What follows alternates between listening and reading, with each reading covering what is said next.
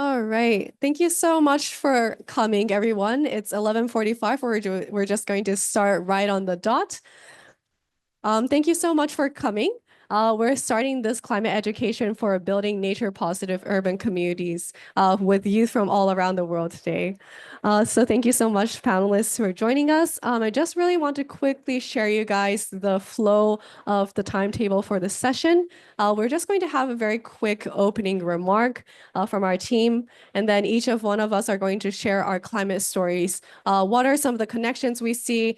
What are some of the differences, and how can we overcome this climate crisis? Part two, we're going to discuss about what are some of the youth-led urban biodiversity actions that we can work on.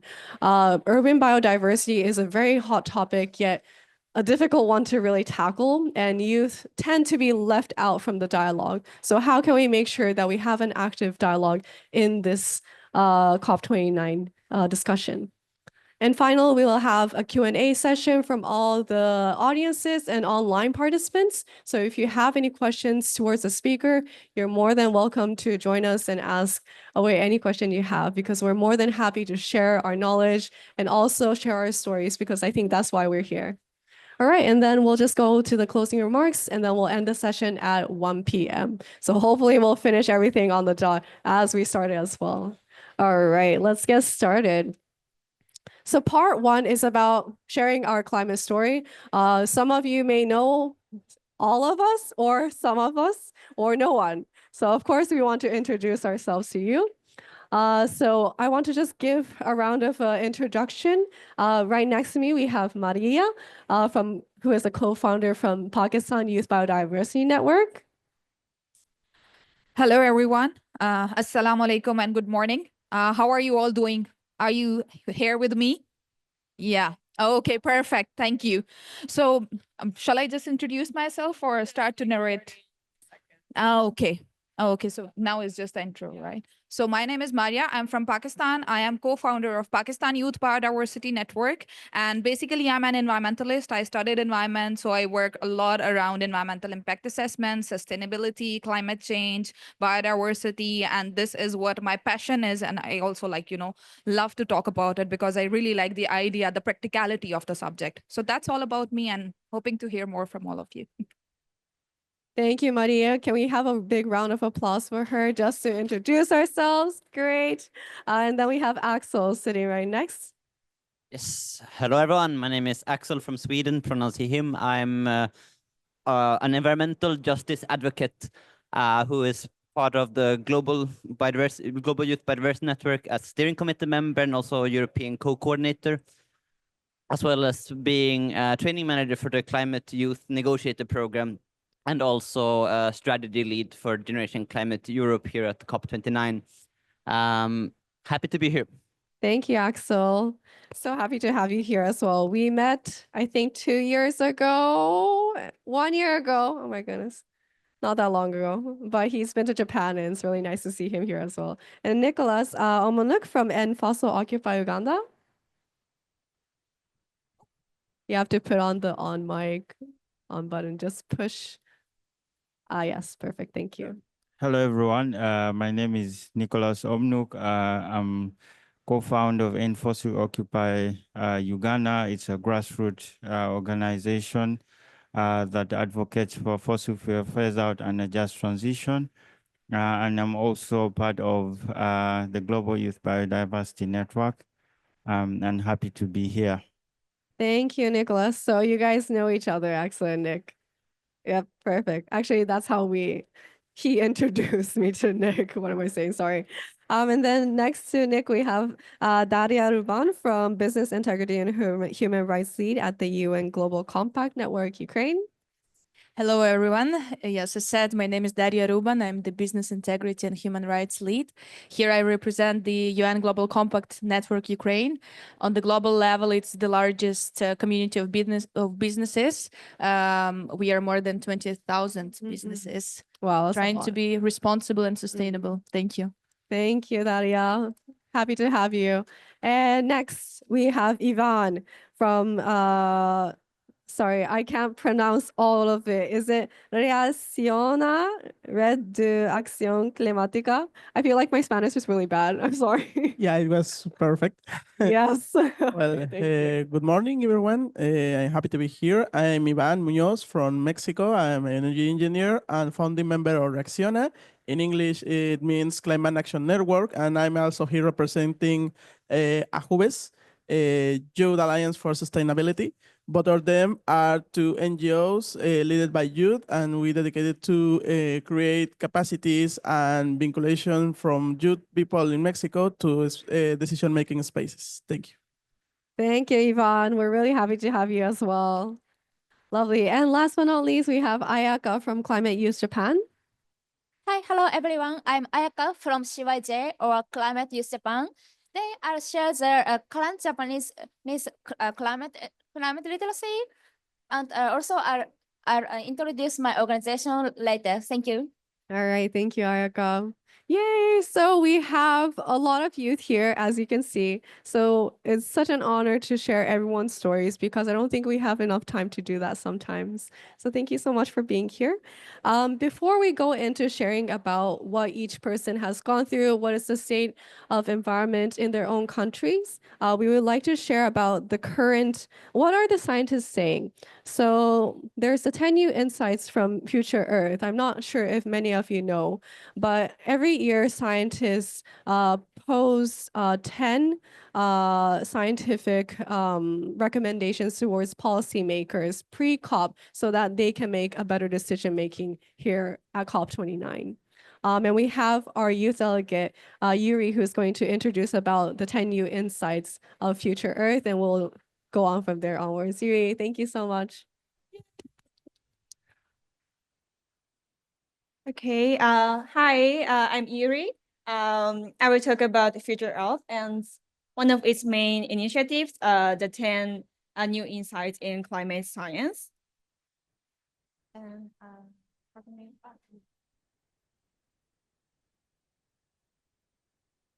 so Future Earth is international research platform focused on environmental science and sustainability science. And since 2017, we have collaborated with the Earth League and World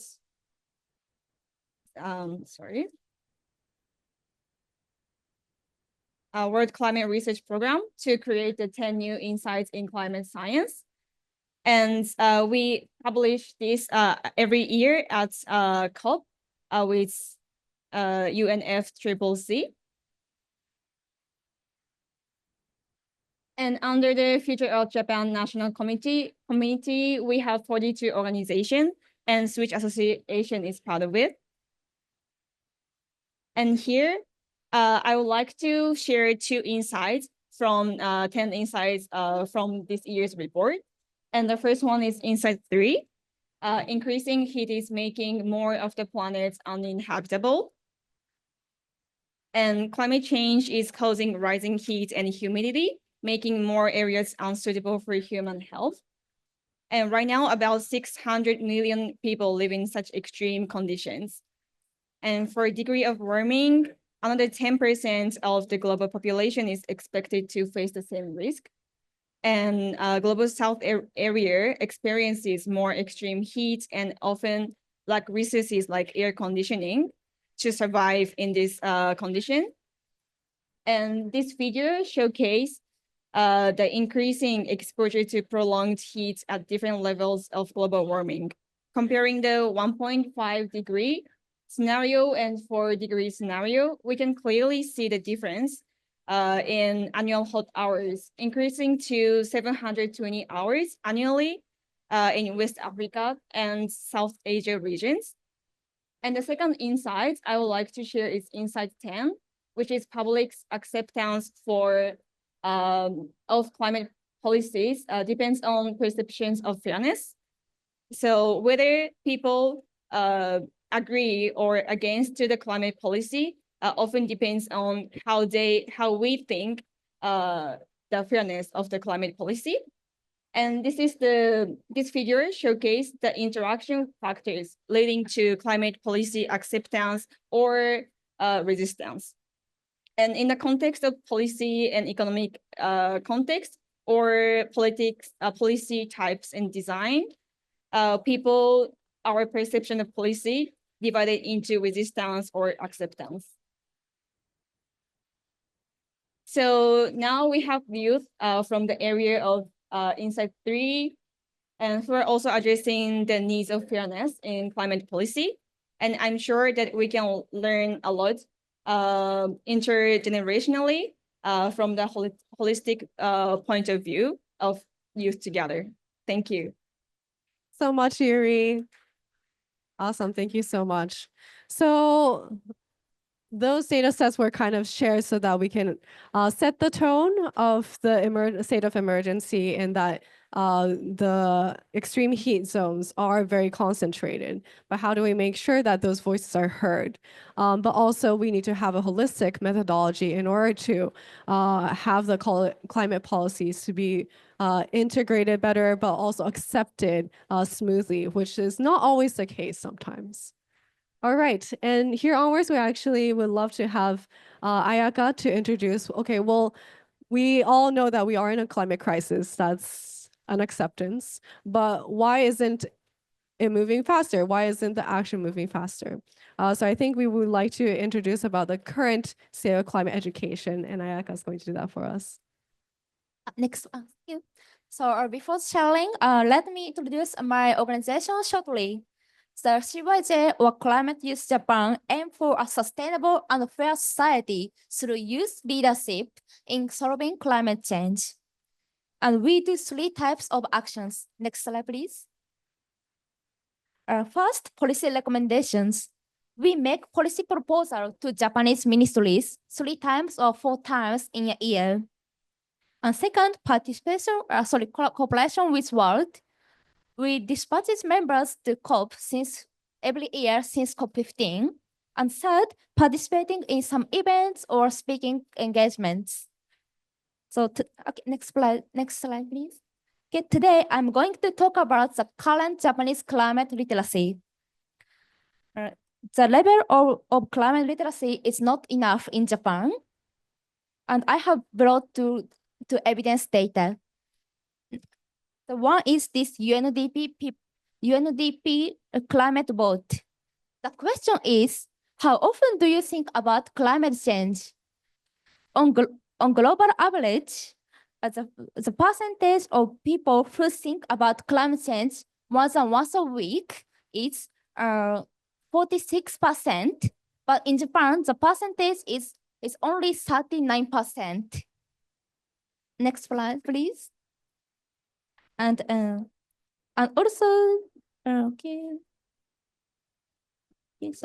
And the other evidence is this data from our world in data. The percentage of people who believe in climate change and think it's a serious threat to humanity is 79% in Japan, while 86% on global average. However, there are some promising aspects. This graph is also from the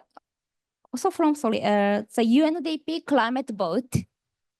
According to this data, Japanese people are recognizing the serious effect of climate change. The next slide, please. And I think one of the reasons of this situation is the increasing frequency and intensification of natural disasters in Japan. Do you know this situation? Maybe not. In Japan, such big disasters happens in several times in a year. And next slide, please. Okay. In addition, I find hope in the spread of ESD, or Education for Sustainable Development. Japanese youth can learn about climate change as a part of ESD. And I believe that improving climate literacy of Japanese youth and children can give a positive effect on the mind of parental or grandparental minds too. And also the problem of ESD is that teachers are too busy to provide the adequate ESD for children. So CYJ hopes that NGOs like us can help teachers and contribute to solve this problem. Thank you.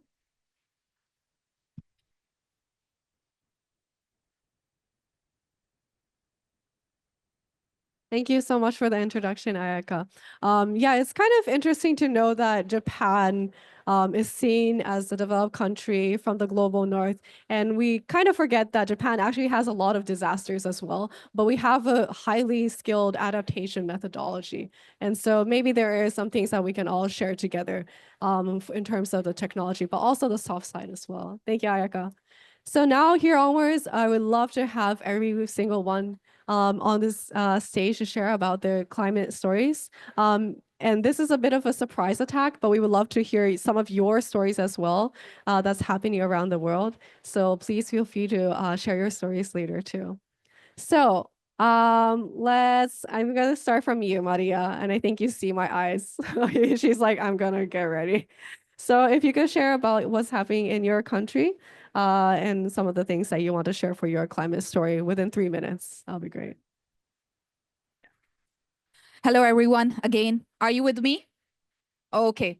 So it's time for the story, and stories are supposed to be interesting. So do you like mountains? Do you like travel?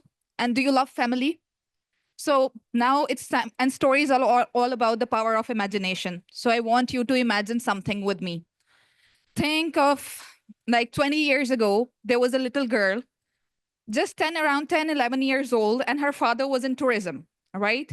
And she used to travel a lot with her father every summers to the north of Pakistan. Beautiful mountains, lots of glaciers, lots of rivers, right?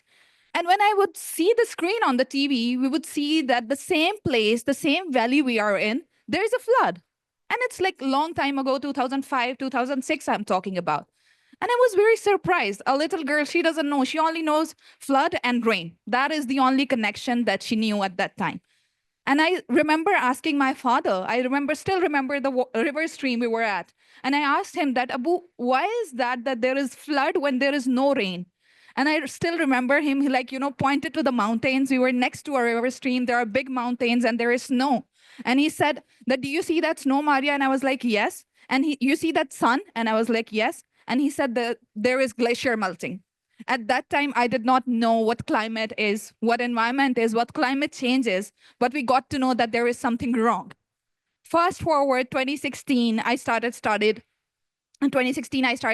environmental sciences, right? And then, of course, in the course of those 20 years, a lot has happened in Pakistan. What we have not seen, we are missing our springs, we are missing our autumns, we are missing good weather, we are missing good winters, we are missing good summer even. Like it's extreme heat, it's extreme cold. Right now, while I'm speaking, there is a city in Pakistan where people are unable to breathe.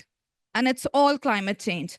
So what am I doing right now? I studied environment. I started working in an environmental consultancy. And today I'm writing another page of my climate story. The story is not end yet. It's just another page. I'm sharing my story here at COP29 with all of you today. And I hope that you can learn something from my story and learn about the countries, not only about Pakistan, what's happening in India, what's happening in Spain, what's happening in Bangladesh, and some very basic things that we are going through, right? We are unable to breathe in some cities. It's all climate change, and that's the story. It's not ending. Let's see where we go with that story. I really thank you all for your attention, and I am really, really looking forward to hearing all of the other stories that we have here. Thank you. All right, thank you so much, Maria. That was quite the emotional imagery that I was kind of just imagining myself in the mountains and looking at like the Himalayas and all the big mountains, but how beautiful the glaciers are. But then in that flash flood, you start to realize how scary nature can be and that we might be the ones who are kind of triggering it. All right, Axel, would you like to share your story? Yeah, so I'm from Sweden, a country which many people associate with cold. When I was in Japan, that was basically the first thing they told me when I said I was from Sweden. And I really relate to what Maria just said about melting, because the highest mountain in Sweden is sinking. It's becoming lower and lower each year because the glaciers at the top are melting. So we also see those consequences clearly. And the snow that I used to grow up with is more and more rare, and it doesn't stay for as long anymore. So I do see those consequences even in my country. But my realization that climate change and biodiversity loss and other environmental issues is something that I want to spend basically my whole day fighting came not through my own experience, but the experience of others. When I realized that, you know, the consequences that I'm seeing is nothing compared to what other parts of the world are experiencing, I felt that it is my duty to use whatever privileges I have to use my voice in my local municipality, use my possibility to write a debate article in the national newspaper of Sweden, use my time to be a Swedish youth delegate for climate and biodiversity and go to, I think it was 9 different UN conferences, just to be there and show that as a Swedish young person, I stand in solidarity with those who are most affected and want to make sure that the voices that are missing from this table, the voices of small island states, of countries that are going through what Maria just said with, I think it was 1/3 of your country underwater 2 years ago. I cannot even imagine the level of desperation and not even have a voice at the table. So that was what drove me to it. What made me stay is the love of basically the people who are still fighting, the shared values of really wanting to make a difference, really wanting to put well-being over economic values, over, you know, the accumulation of more and more resources. So I don't only see despair, I also see hope, in the sense that in the movements that I've been involved in, we are creating a community of care already today. And this is maybe my main message to you, that even if you're feeling despair, please also, you know, reach out to others around you and, you know, try to be part of creating a community of care already today, which lasts into the future. Thank you. Thank you, Axel. I think that the community part was a very key word, and also privilege. I think maybe we can touch upon that later as well. But Nicholas, Yeah, I thank think you we so have a couple of slides for you. Oh, sorry. Oh, yes, I forgot to share your slides. Did you want to briefly touch upon this? You okay? Sorry. Okay, Nicholas, go ahead. Yeah, thank you so much.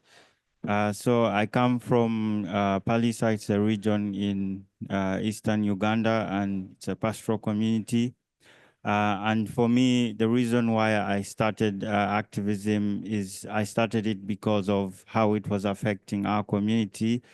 In the past years, we have experienced a lot of drought, and there's been a lot of scarcity of water for us. And in our community, most of the young people have to walk very long distances to get water and to get grass for their pastures, for their livestock. And most of the times, it's like the only source of income. So this is like what made me start doing this kind of activism, and to speak for people who have been denied their futures, who have been denied the right to earn a living because of the climate crisis. And of recent, we were in another region in northeastern Uganda. It's called Karamoja region. where we conducted a research in over 500 households. And many of the communities that we interviewed were women, and most of the women were talking about them receiving low harvests of sorghum. So sorghum is a local plant that is used to make brew and also make food. And most of the households were most of the households were feeding on 1 meal a day because of the low harvest. So for me, I think that's like these sad stories of also where I come from and also the regions that I come from are the ones that inspired me to start doing climate advocacy. And at some point, I started campaigning against fossil fuels. And in Uganda, we have a fossil fuel company that is drilling oil. So we have been fighting this company for about 3 years.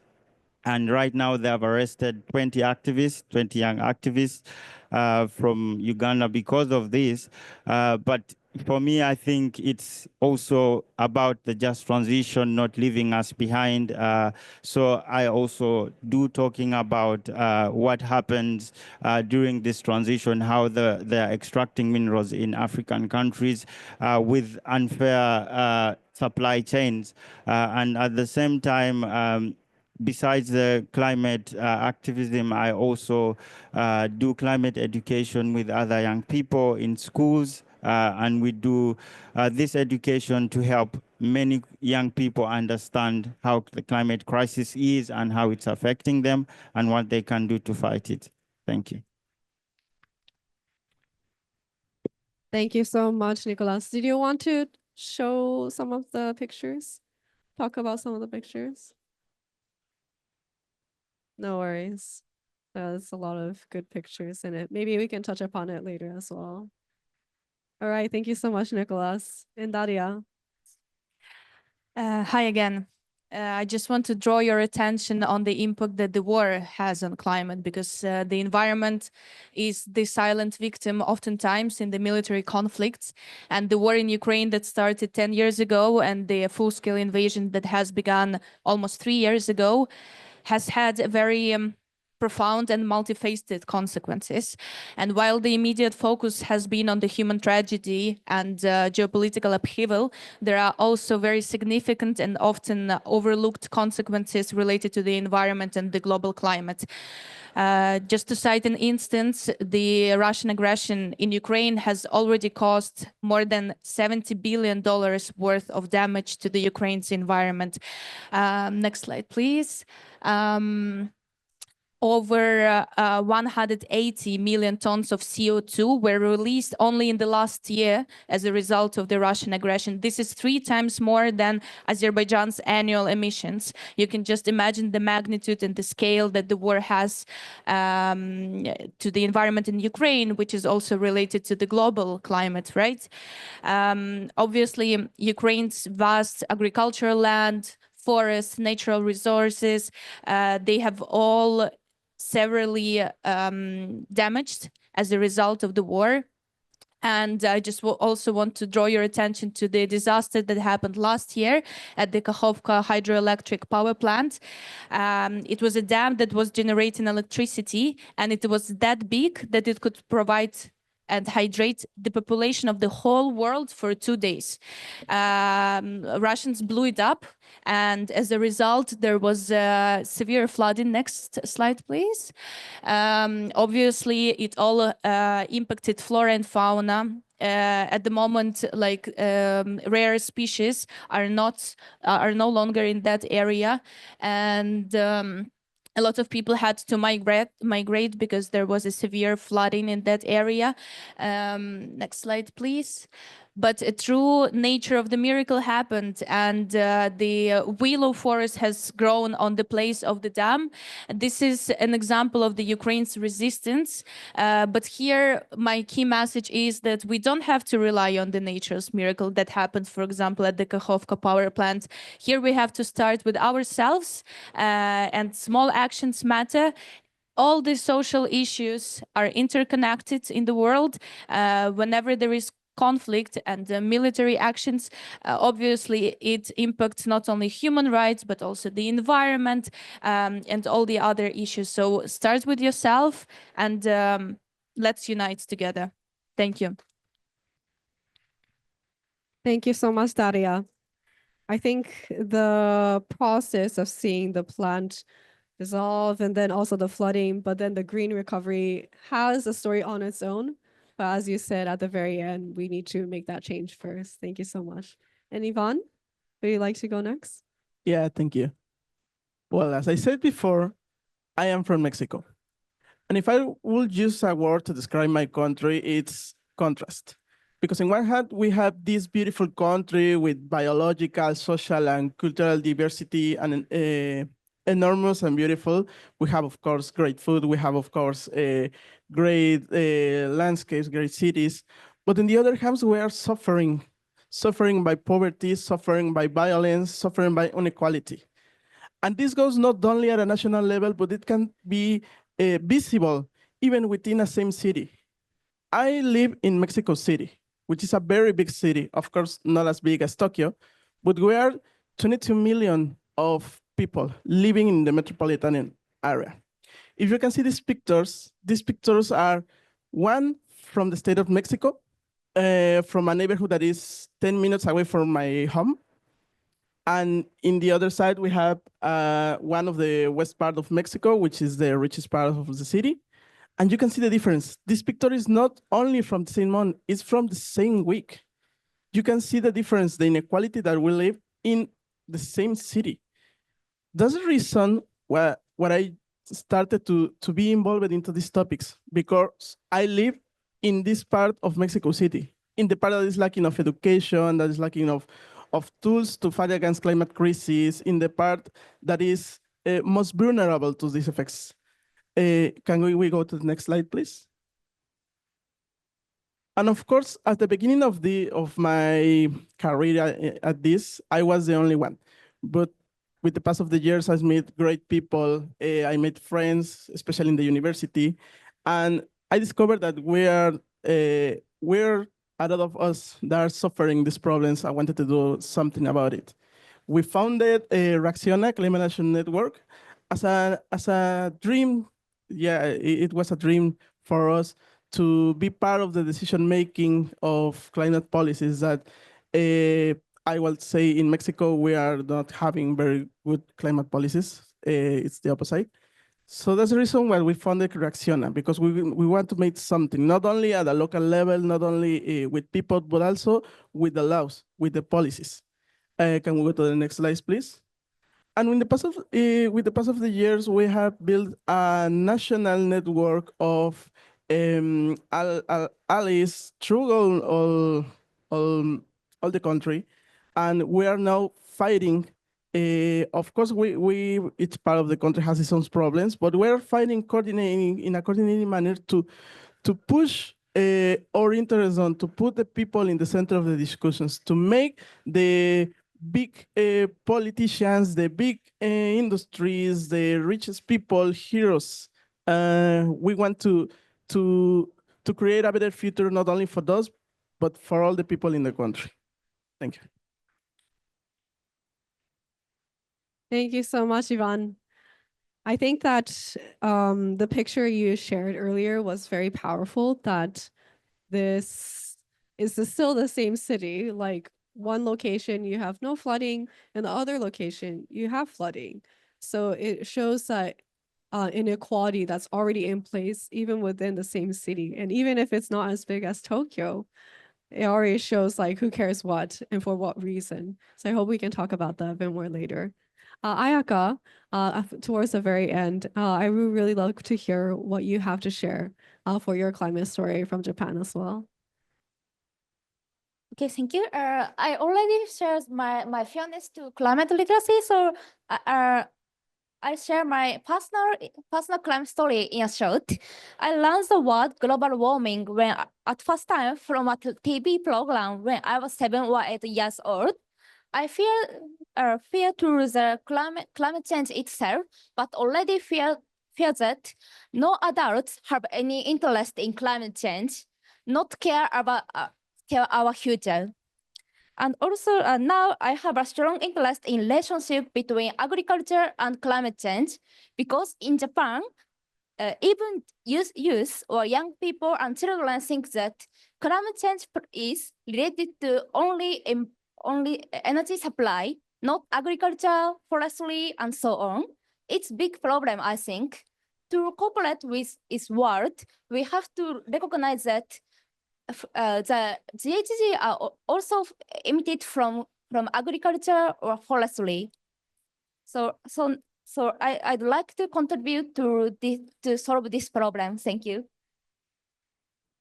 Thank you so much.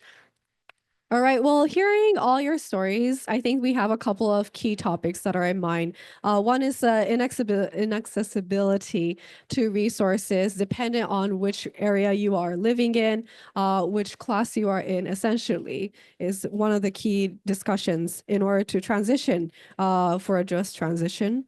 Some of the other points that were shared is the privilege. How can we make sure that we understand what privileges we have and we can leverage them? Because even being here, it is a privilege, a very big privilege, and being able to access global resources and making sure that our voices are heard, that is not available for most of the population, as we know.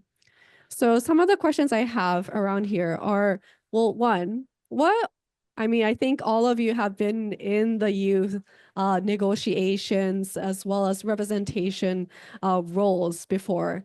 And you've probably been in that field for at least like 1 or 2 years, or maybe even more when you're talking about your regional and national level. So what are some of the problems that you see that aren't prioritized in bringing up the youth voices that need to be changed? Because we've been talking about the climate crisis for a while, sharing our stories, but why hasn't it made that next push for carbon neutrality to point out? I think I want to go for Maria, and then after that, maybe if you guys can raise your hands and then make your comment as well, that'll be great. What do you think? I would need the same mic as you. So I hope you are all with me still. And thank you, Mana, for your question. We have been a part of the negotiation as youth, and the problem with youth, or maybe the problem that they consider with youth, is they don't take us serious.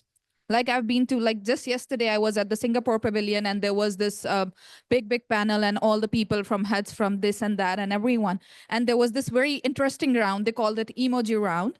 And they asked the question about, the youth representation and youth inputs. And I was really surprised to see the, reaction of the people. I was like, they should be like, yeah, youth. And they were like, because they don't know. And I believe the problem is not only from that side, from our side as well. We as young people, we sometimes we all get into our silos.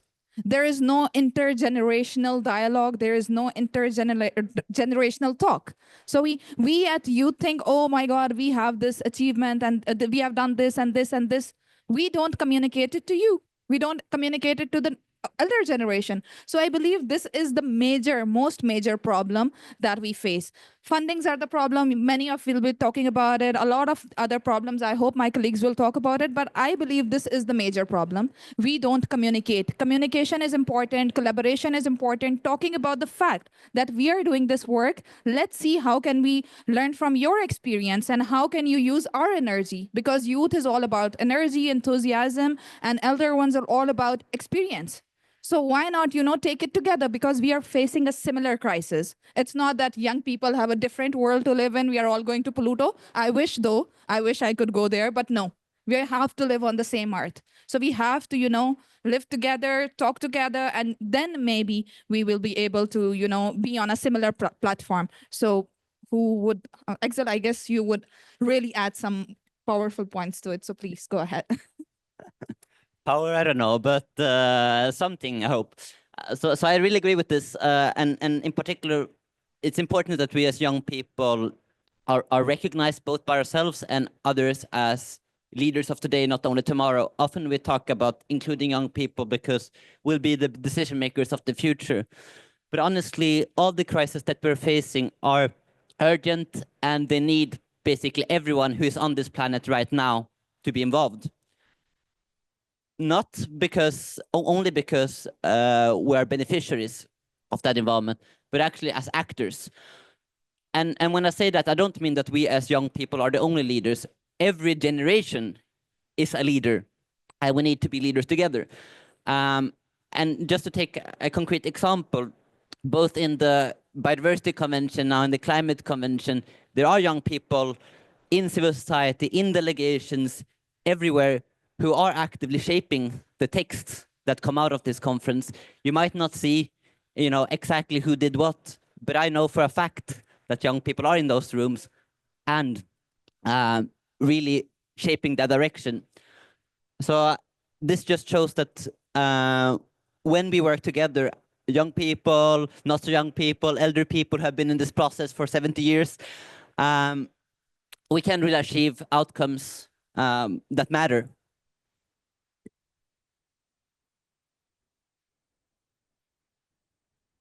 Yeah, I think for me, the problem and the issues that we face most of the times is our voices being silenced, because most of us, like we want to talk about like our issues and what we are facing, but we are oppressed, we are silenced in speaking truth to power. So most of the young people are afraid to even talk about the issues that they face.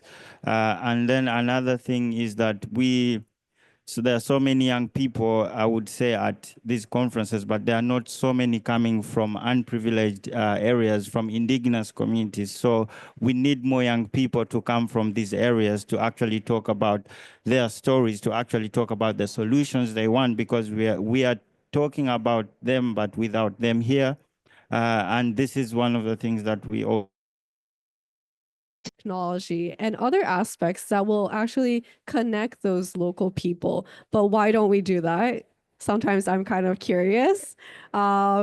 Maybe that's a different discussion to have, but I see Daria, you want to comment? Yeah, I actually want to continue your point on digitalization, because the problem that I wanted to highlight is the lack of education across the world, across different regions, across like the difference between urban and rural areas.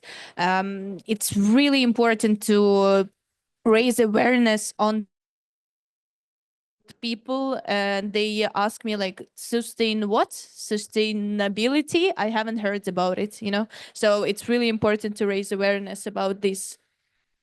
That's true. I think we kind of live in a bubble sometimes.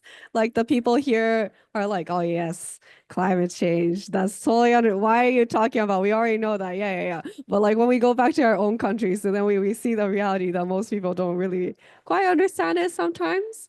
So I think that's a really good point you make. And the accessibility to education. I was actually part of the Green Jobs Youth Pack with SOS UK. And from this year onwards, UNEP and ILO and Green Jobs for Youth Pack, UNICEF, are actually putting together a program to support green education to be more available. So I feel like we're finally stepping into that stage, but it also becomes a topic of, okay, well, who's going to teach that green skill and that green transition? Of course, it's going to be teachers, but are they paid enough? Do they have enough time to be building capacity? I don't know about you guys, but we go to schools quite often in Japan, and the teachers are working from like 6 a.m. to like 12 a.m. and then they go back home and then they go back to school again over and over. And it's just like, oh, well, of course you would say we want the green transition to happen, but is that really realistic with that current state? No, it's not. So how do we actually provide the material and the toolkits to learn about green education, but also provide it as a methodology that would boost them up to gain more like benefits, like whether it be economic, social, but also environmental. And those are some of the topics that I feel like is quite left out sometimes in this sort of dialogue. All right. Is there any other questions that you guys want to point out? Just one sentence from my side ahead. is that a very valid point about the teachers, but also on the recipient side, we can make the education appealing. So in Ukraine, we've started projects on applying digital solutions, related to the raising awareness. So let's use what the AI has to offer to make the education attractive. That's something that I also want to Yeah, add. no, definitely. Say something. I always say that education is very important because I happen to talk to some experts in my country as well. And one time I was having this conversation with a guy, a big guy. He's from Pakistan. Sorry, I'm not taking names, and I'm very sure you don't know him. But he's a big name in the country, and he's working somewhere in UK. And I was having a very heart-to-heart conversation with him, and I was like, "Yeah, we are working on education and awareness." I was like, "No, no, no, no, no, Maria, awareness. Don't use that word. It's so basic." I was like, are you really serious? Are you talking to me? Are you like representing, like, are you in Pakistan? Education and awareness. If we don't do that, I always say that education is the foundation.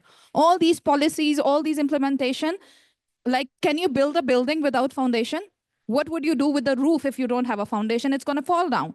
So whatever we are doing here at COP, policy negotiations, this and that, I would say there could be the pillars, but foundation is education. And if you don't have foundation, your building is not going to stay, and a strong foundation is needed. So education and awareness, if you are working in that area, I would say that don't listen to these big guys who are saying, oh, awareness is just, don't use that word. Don't listen to them. I think big words are some of the favorite things that happen around here. So I'm sure everyone has some, frustration at times. Actually, you wanted to point out something. Yeah, I really agree that education is the foundation, and also that it's not just any type of education. The education needs to be transformative. It's not knowing things just for the sake of knowing. It's knowing things for the sake of changing your life, changing your society collectively. So in the Global Youth Biodiversity Network, we talk about transformative education, which is for any generation. And it's not only formal education, it's also things you learn from engaging in civil society, things you learn from, growing your own food. All of that is part of being educated.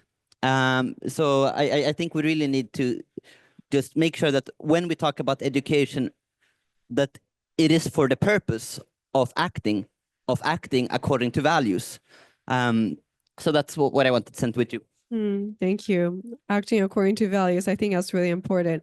I think capacity building for those actions, like what do you mean action, is really important because, like, of course, measurement is dependent on each country and what are the needs. But how can we make sure that there is a certain standard that is produced out of all of this dialogue? Because education is so difficult at times because it's a soft and hard all at the same time. But I think, Ivan, you wanted to comment on something. Yeah, about education, I agree with you that it's a key point to address the climate crisis. But also, we want to go beyond education, not only school education, because in Mexico, of course, we don't have the best of the education systems, but at least we mention some environmental and climate topics in elementary schools.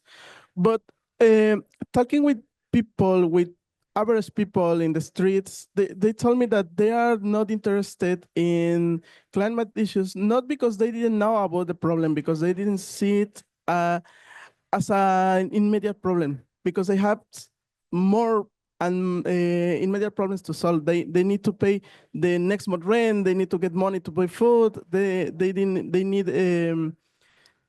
need to cover other things that that are immediately more important than climate crisis from this perspective. But also talking with youth people, they don't want to be involved into the climate community, because in Mexico we are a very small climate community, yes, because these problems, because of education, but also because there's a sense of despair, a sense of no matter what we do, we are not gonna achieve nothing. And I think we need to change the narratives of this. No, it's important education, yes, but I think it's also important to change the narratives, to build hope on this, because there's a lot of awareness of the future. There is a lot of afraid of the future, and especially in Mexico, youth are afraid not only for the future because of, but also for the security, because Mexico is one of the most dangerous places in the world. I think it's the first or the second to be climate activist. The youth people doesn't get involved into climate topics because they are afraid to be kidnapped or be murdered. So I think we need to change that narrative. We need to build security webs to climate activists to ensure that all people wanted to be involved into this, because as Eric said, it is a matter that affects us all and they need the participation of all to be solved. Thank you so much. I see the sign that we have to move on to the next part. Sorry, so Nicholas, hold on to your comment. But as you said, I think the disparity is real and the fear is real. I was actually part of a different youth organization called MockCop, like 3 or 4 years ago. And as part of the initiative, we put together a mock version of COP26, which was an online conference. And we brought together 330 youths from 140 countries. And we have activists from all around the world. But when we were putting together our policy commitments, there was a time where we couldn't receive some of the votings from like the Latin American countries because they feared for their lives to participate in that voicing their opinion, because they, as you said, they feared that they might be kidnapped. And when I heard about that, I was so shocked, because they're just children. So why would you hurt children? So it's kind of just like that cycle that goes on for us. And it's a dialogue I hope that, we can move on from here onwards. Sorry. Either way, so based on all this conversation, we have climate stories from you guys, but also we asked elementary school students from Japan too, like what can they do for climate? Sorry, some of the pictures are a bit blurry just because of privacy issue. In Japan, we're quite strict. So the pictures are blurred, but we've already asked people from all around like Japan to say, okay, well, what can you really do for climate? And they've all said they can do something. Some people have said they can they eat things that are in season. They want to do more public things for like cleaning up the parks, learn to meet more people. So I feel like there is a sense of momentum that people want to connect, people want to do something, but what you want to do, what can you do is not always clear. And that is the difficulty of sharing these stories and coming up with a clear methodology on what is the step 1, 2, 3, 4, 5, and based on each regional differences and needs, which isn't always the case. All right. Well, based on all that, I kind of want to open discussion to the floor. If anyone has questions towards the speakers around their climate stories, it would be nice to kind of ask for you guys to put up your hand and then ask some of your stories. Or if you have a climate story you would like to share, we would love to hear that too. But does anyone have anything to talk? This is a question for people who are online too. So if you would love to share some of your ideas, I'm kind of looking at my Zoom screen right now. So feel free to put in a memo, or if you can voice your opinion, please press the unmute button and then I can unmute you as well. All right. I see I don't really have that many people right now. Oh, yeah, for sure. Hi, good morning, everyone. Hi. It's not really a question. It's more like I like really the session. It's the most interesting session I attended so far. Like seeing young people from all different countries, from different story of climate change. It really inspired us to also share my story. So my name is Daad from Iraq, Middle East. I will stand up. Yeah, of course. So like you are just mentioning all your stories. So in Iraq, like when I was 13 years old, it was cold during October. So I have to like, wear like really heavy layers. And we have 4 seasons in Iraq, summer, autumn, spring. So it was really nice.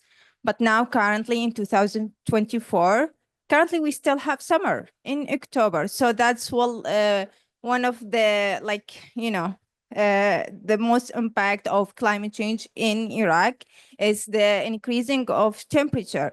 And it's not just temperature, we have water scarcity. Because I don't know if anyone know, we have two rivers, like a Sweet River, and Iraq used to be called the land of the black because we have so much green that you can look it up and turns black. But now we have deserts and we have water scarcity. So I think climate change, it shows really in a massive way in Iraq. So thank you for the session. Thank you for sharing your stories. It's really an enlightening session. Thank you. Thank you so much. Yeah, it's really great to hear that, it's not just in the global north that we're experiencing, but also global south, and everyone is really the same. We don't want to go through that disaster. And, making sure that we can experience the 4 seasons that we used to have. I'm sure Iraq is very beautiful with the 4 seasons too. I would love to visit one day as well. Thank you. So I noticed that I'm pressing with time. I'm so sorry about the time management. So I like to move on a bit quicker. Sorry about you guys. Oops. Oh, perfect. Yes. So part 2. For each person, actually on your seats, we've left you a paper that has some questions. So this part, we actually wanted everyone to participate in the dialogue, not just the speakers.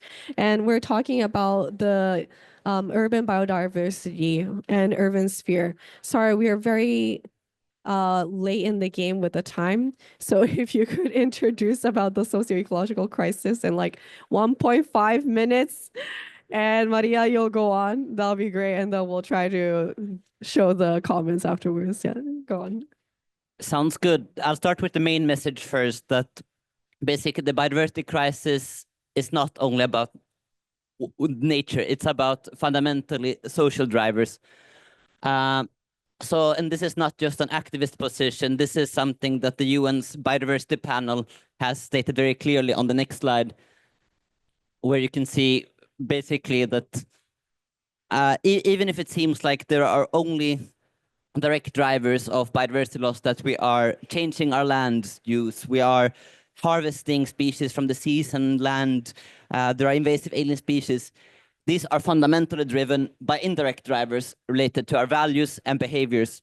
So we have demographic and sociocultural drivers, economic drivers, and many others, which are very much related to how we choose to consume, what values we act on. And this is what's causing the decline of biodiversity. So, but it's not only about biodiversity, because when the UN Biodiversity Panel and the UN Climate Panel got together and discussed what are our commonalities, what's causing both the biodiversity and the climate crisis, they realized that it's fundamentally basically the same drivers.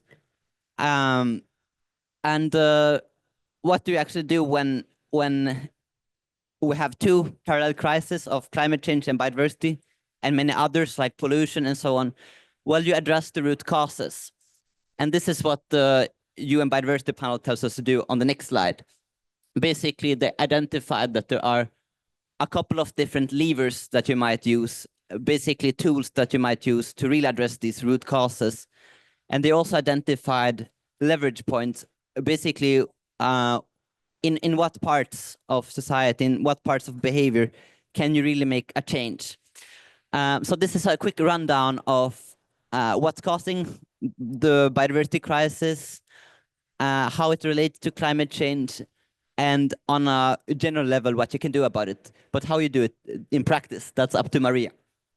Thank you so much. Because we're pressing on time, I'm just going to ask you to kind of read out some of the important part, and we can discuss about it later. Yeah. So because of the time, I would just say education, we have already talked about it, what young people can do. They can volunteer, connect, network. Networking is very important because you don't need to do everything together. There might be somebody who's already doing it. So, just learn from each other's experience. Last thing I would say, because of the time, be kind, be humble, be human. Because if you are not that, yeah, you cannot do anything. You won't be able to connect. If you're not kind, you're not humble, you won't be able to connect. And if you don't connect, you won't be able to do anything together. That's all from myself. Thank you, Mari. Yeah, I think, what's really wonderful about environmental people is that I've only met nice people. I don't know about you guys, but everyone's really sweet all the time. Just like, oh, only if everyone would realize how nice people are. So I hope that message that we are still in the good road now, but how can we change that? Okay, last but not least, we want to kind of share some of the practices that we as Switch are working on. Some of the discussion that arose was education and climate awareness. So how do we do that, especially not just in the traditional form of education, but also art and creativity. So I'm just gonna let Lemmy present for 2 minutes, and then we're going to ask some of the online students who are actually joining in from Japan to ask some questions, and then we can all answer them as well. Thank you. Hello. Oh, let me bring this up. Hi, my name is Lemmy Saza, and I'm an artist at Switch.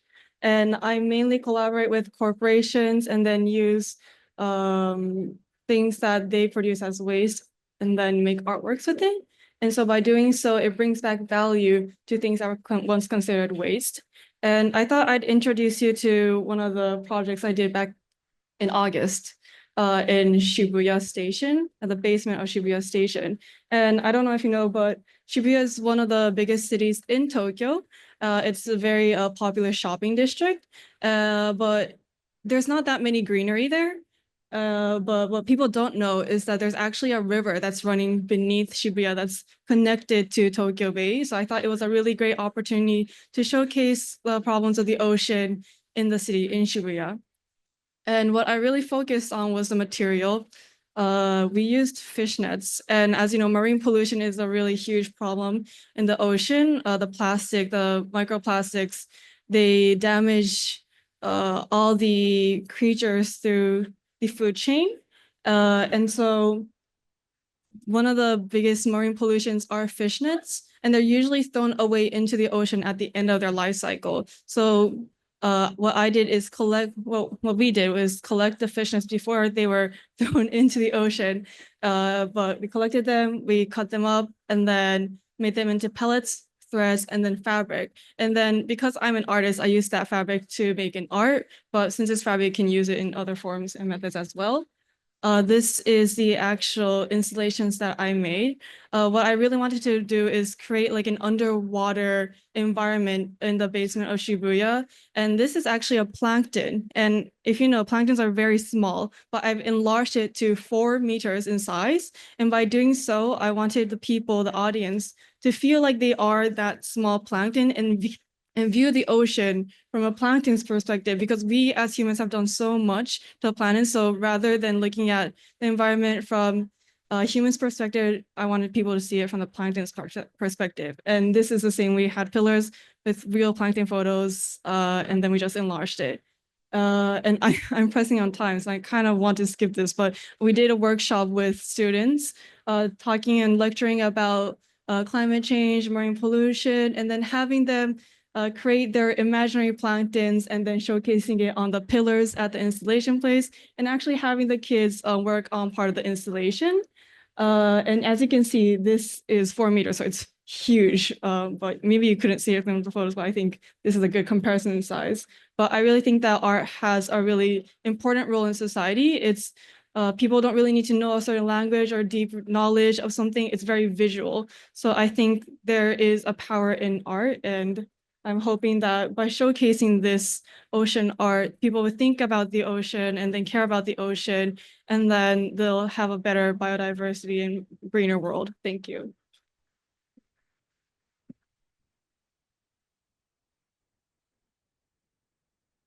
Thank you so much, Lemmy. So yeah, I think there's different forms of education and raising awareness, but collaboration as well. I think when we did this art project, we realized that we were able to connect people who are like in elementary schools, like fourth graders, up until I don't know, like 60 or 70-year-olds in one go. And that creativity process was a lot more easier to kind of come together. And I think a lot of you guys put that creativity in different forms as well. And I think it's just a matter of sharing that knowledge, but also making sure that that same story is kind of reutilized in other places so that that narrative is shared, because we try to replicate and make our own thing a lot of times. But sometimes I feel like it's a waste of time because we're just replicating. Maybe I'm wrong, but sometimes that's what I think. All right, so we have 9 more minutes to go. We asked you to write some of your comments that you think, what can you do for urban biodiversity? What are some of the actions you need? We would love to ask you to kind of put up your paper, but I'm going to first ask in a bit. I'm going to first ask some Japanese youth who are joining us online to ask some questions for you guys, and maybe the audience, and you guys can answer as we go, yeah? Alrighty, so the list of people who are joining right now, let me see. First off, we have Haruka-san from KUAS, which is a high school in Kyoto. Kyoto is like the most traditional city in Japan you could ever think of. But they have a global schooling system, so they teach in English, and they're very smart people, like very thoughtful people. And I think Haruka-san, you might have a question. If you would like to ask, can you unmute yourself and I can help you out? はるかさん、話せますか？はい、OK です。今ちょっと待ってくださいね。と、How do I do this?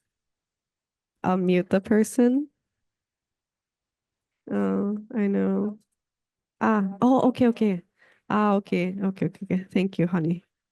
Okay. はい、はるかさん。You are unmuted. Please talk and ask the question. Thank you. Hi. Thank you for your presentation. Hello, I'm Haruka. I'm from Kyoto. I'm high schoolers, and next year I want to learn urban development. So I have a question. What strategies are required to achieve biodiversity in areas where urban development will take place? Okay, thank you.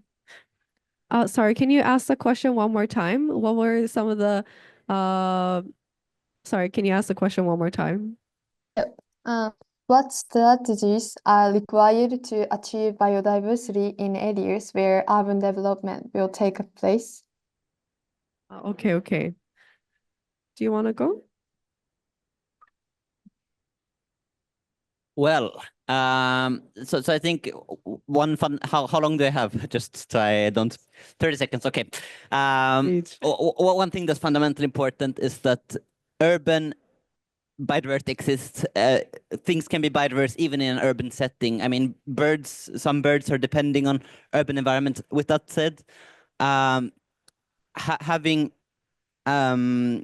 integrated planning from the start, involving diverse stakeholders when planning the urban development is important. To just know, will children have access to green spaces if you develop this way? Will there be a place for urban farming?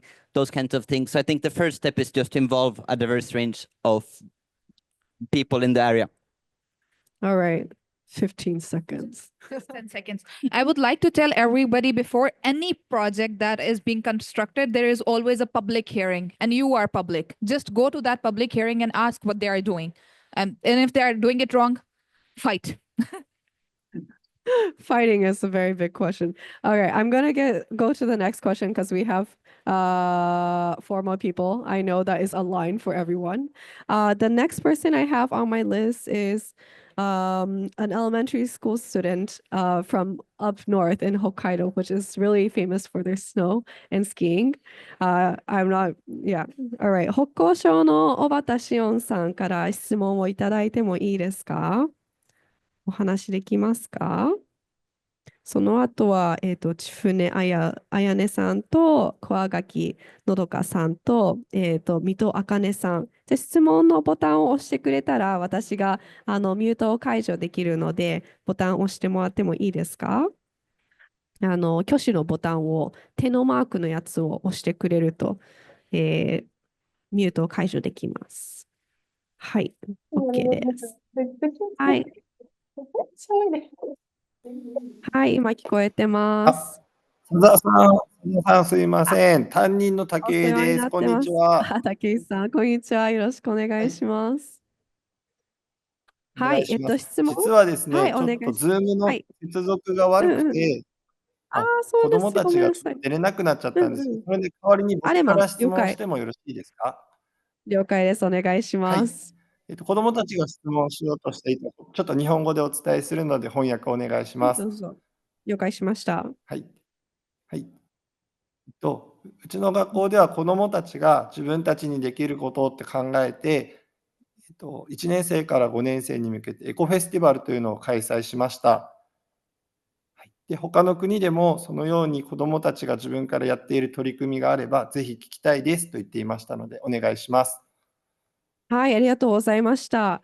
All right, so some of the kids weren't able to, they've asked the teacher to ask a question instead. The question from the kids is, at their school, they're holding an eco festival. So, bringing up some initiatives that children, I mean, school kids, wanted to do themselves and have actually implemented at school.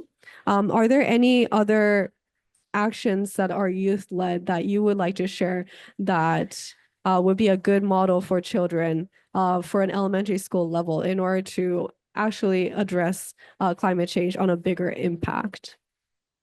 Does anyone have any ideas? Maybe Nicholas, you can go.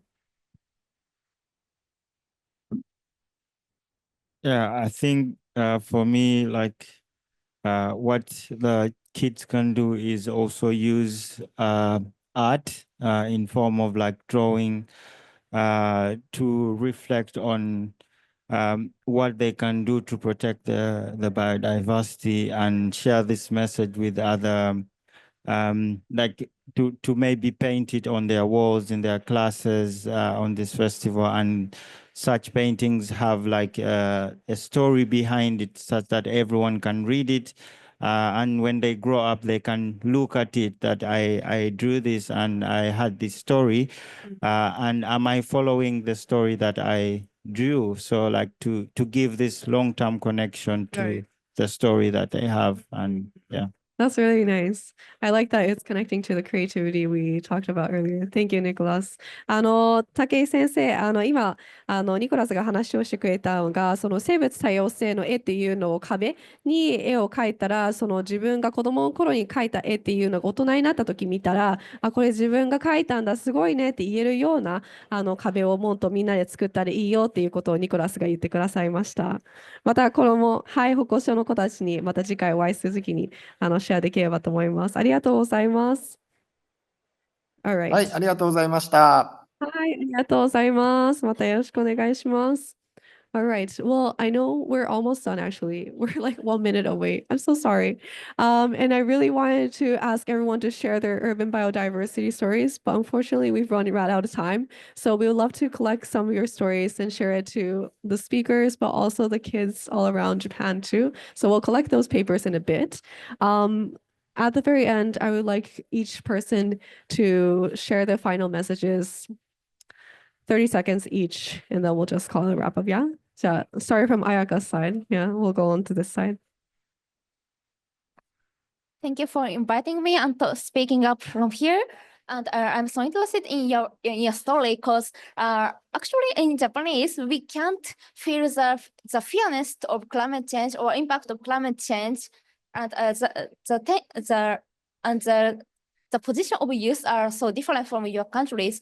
Because in Japan, we because of the education, maybe we can't insist our voice, insist logistically, or can't get the train to insist my opinion. So that's so interesting, and thank you. I'd like to think how I can contribute to Japanese youth pushing. Thank you, Ayaka. Ivan? Well, I just want to say that we have to change our mentality from the individual to a collective one. We need to start thinking in cooperation instead of competition, and thinking, put it in the first place, the community benefit instead of the individual community, because community benefit, it's also individual benefit.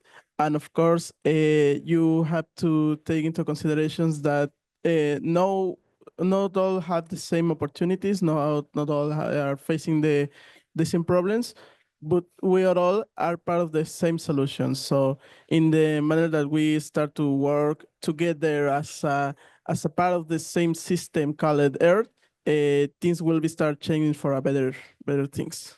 All right, thank you. Daria? I will second that, because I think it's impossible to tackle global issues by acting alone. There is a power in collective action. Hence, businesses, government, civil society have to unite. And just like that, we can achieve something. Thank you. Nicolas?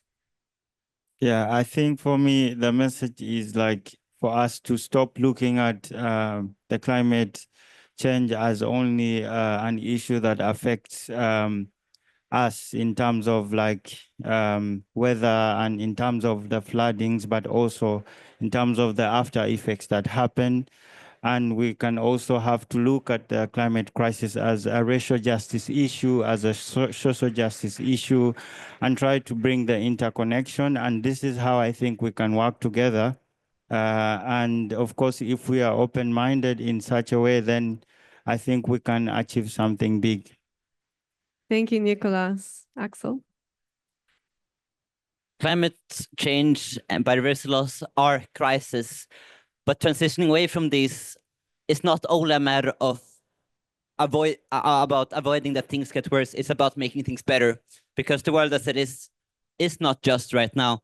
And we have the opportunity of centuries to really create a world that is just, making sure that everyone is living in harmony with themselves and nature. So this is my main message, that we can create a better world and we should create a better world. Thank you. Maria? I would just like to say that each one of you who is sitting here, and you're all from different countries, please know what your privilege is. And ask people what it is to live without that privilege. Because being here, as you said already, is a privilege. But there are many other things from day-to-day life. You are privileged. Know that and know how it is to live without that. That is only my message. And also to be kind. Always be kind. Thank you. Maria, thank you so much. Thank you so much for all the speakers and also the audience for joining us in this dialogue. It's been so wonderful to just kind of share about, in like a casual way, like what are some of the realities that we're all facing, but also become friends and talk about, okay, well, what can we really do to not make sure that we replicate all the things that are already done, but make sure that we can enhance to the next steps. So I hope we can all become friends for all of you who are here. And also when you have left COP, I hope that we can stay in touch as well. If you may have seen, we have brought this really cute little biodiversity character from Japan. It's called Poji-san. It's an imitation of a Japanese Asian monster, Daidarabochi. If you guys have watched Princess Mononoke, it's kind of from that big monster, but we've made a cuter version for it with the Ministry of Environment, and this was based on a public opinion. What name should we call it? I think it was from elementary up until like 75-year-olds. And today, for all the participants who have joined us, we're just giving out some coasters from thank you for the Ministry of Environment. This is a biodiversity coaster made from Japanese wood, hinoki. So we want to give this out to you guys as well and the participants. So we'll give that out later. Thank you so much. All right, well, let's wrap it up. Yeah, thank you so much. We're just going to finish up the dialogue. by having a group picture. We want to have a group picture with all of you. So I think that Lemmy is going to guide us in where we're supposed to see. I think we have a couple of seats at the, okay, perfect. If the speakers can sit at the first line of seats, and I think we have, most people can probably scooch to this side. Yeah, I think we have a couple of seats that are open on this side. What do you think?